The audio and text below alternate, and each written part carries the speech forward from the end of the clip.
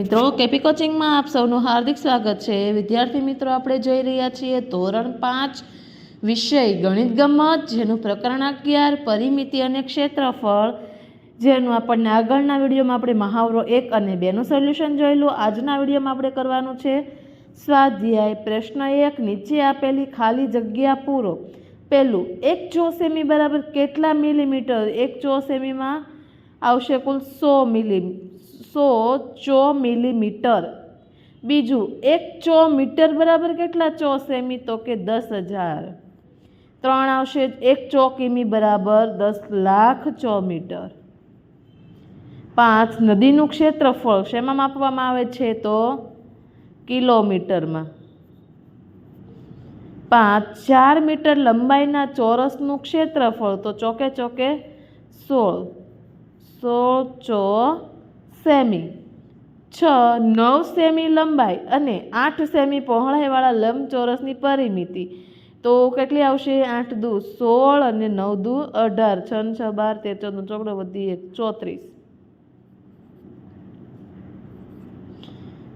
7, 20 મીટરની લંબાઈ અને 30 મીટર પહોળાઈવાળો લંબચોરસ બનાવવા માટે ખાલી જગ્યા મીટર લાંબા તારની જરૂર પડે, તો જવાબ આવશે 100 મીટર।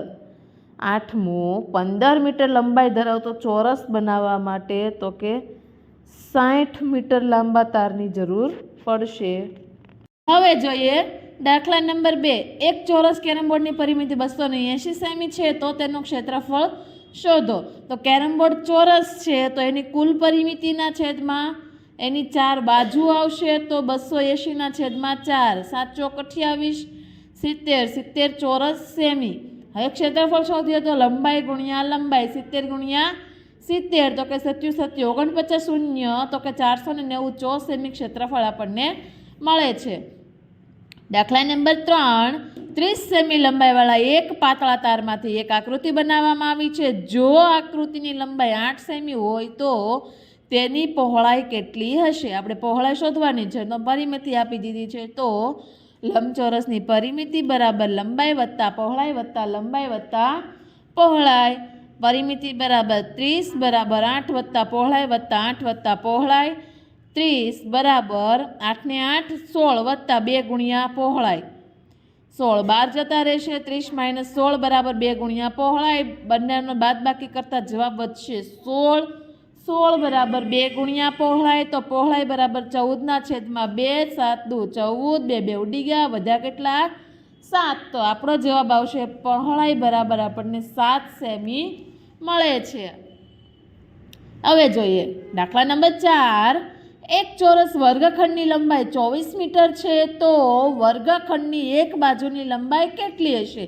તો આપણે દાખલો ગણીએ, લંબાઈ બરાબર આખા વર્ગખંડની લંબાઈ, ચોરસ વર્ગખંડ કીધો છે, તો તે લંબાઈના છેદમાં 4 બાજુ, તો લંબાઈ બરાબર 24 ના છેદમાં 4, ચોકે ચોકે 16, 4 4 4 6 24, 4 4 ઉડી જશે, જવાબ વધશે 6, તો આપણને લંબાઈ કેટલી મળી? 6 સેમી।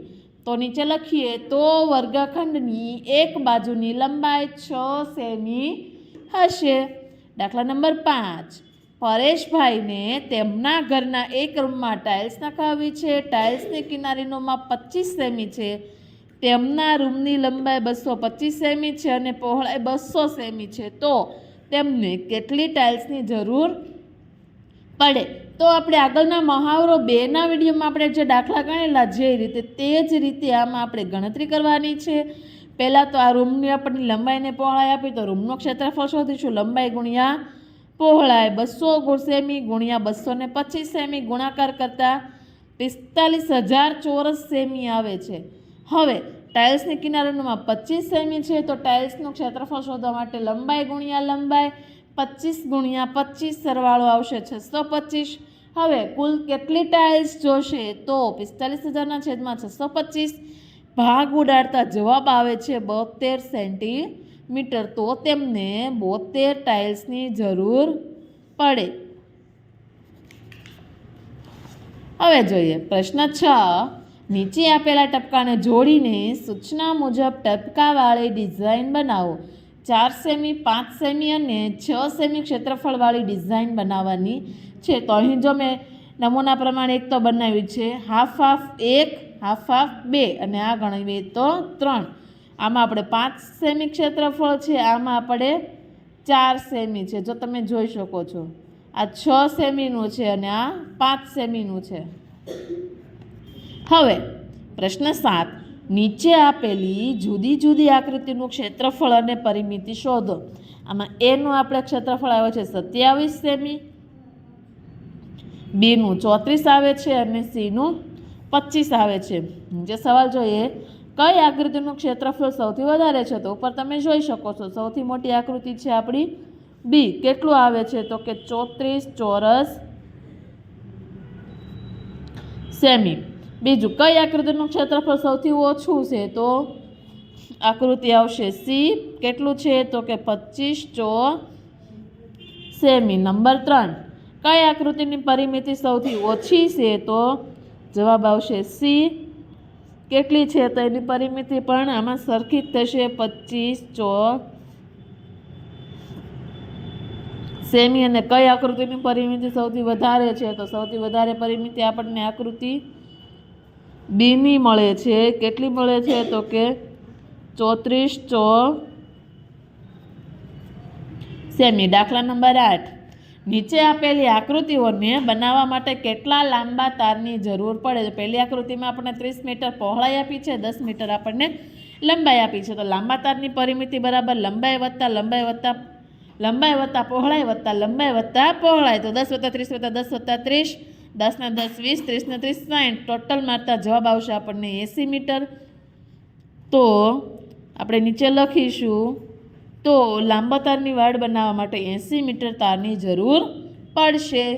જોઈએ આકૃતિ બી, એની પહોળાઈ છે 60 સેમી, લંબાઈ 5 સેમી. જો લાંબા તારની પરિમિતિ લંબાઈ વત્તા પહોળાઈ વત્તા લંબાઈ વત્તા પહોળાઈ 5 + 60 + 5 + 60, 5 ને 5 10, 60 ને 60 120, ટોટલ કરતાં 130 સેમી મીટર આવશે.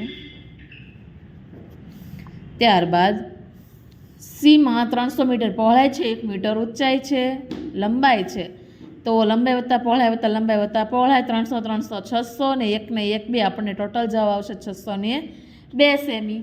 હવે જોવાનો છે પ્રશ્ન 9, ઉપરની આકૃતિ એબીસી મુજબ ગણતરી કરીને જવાબ લખો. પહેલું, દરેક આકૃતિનું ક્ષેત્રફળ કેટલું છે? તો પહેલી આકૃતિનું 300 ચોરસ સેમી, બીજીનું 384 મીટર અને સી 304 મીટર. ત્રણેયનું કેટલું છે? તો કે 304 મીટર ક્ષેત્રફળ છે. ત્રણેયનું માપ ટોટલ આપણને સરખું મળે છે. હવે એ અને બી આકૃતિને બનાવવા માટે કેટલા લાંબા તારની જરૂર પડે? એમાં આપણને લંબાઈ 10 હતી, પહોળાઈ 30 હતી, ટોટલ આપણે 180 હતું અને બીનું આપણે ગણીએ તો 130. આ બંનેનો સરવાળો કરતાં 210 મીટર આપણને જરૂર પડે. ત્રીજું, બી અને સી આકૃતિને બનાવવા માટે કેટલા લાંબા તારની જરૂર પડે? તો બી આપણે ગણીએ, બી બરાબર 5 + 60 + 5 + 60, આપણને કેટલી મળી હતી? 130 મીટર. હવે સીનું જોઈએ તો 1 + 300 + 1 + 300, 602. ટોટલ મારીએ તો 2 3 6 ને 1 7, 732 મીટરની જરૂર પડે. હવે સી અને એ આકૃતિને બનાવવા માટે કેટલા લાંબા તારની જરૂર પડશે? તો સી બરાબર 1 + 300 + 1 + 300, જવાબ આવે છે 602 મીટર. એ બરાબર, જો ઉપર આપેલું છે, પાછળની આપણે જોવા જવાની જરૂર પણ નથી, ઉપર ગણેલો જ છે ત્યારના રીતે 10 + 30 + 10 + 30, જવાબ આવશે 30 ને 30 60, 70 ને 80.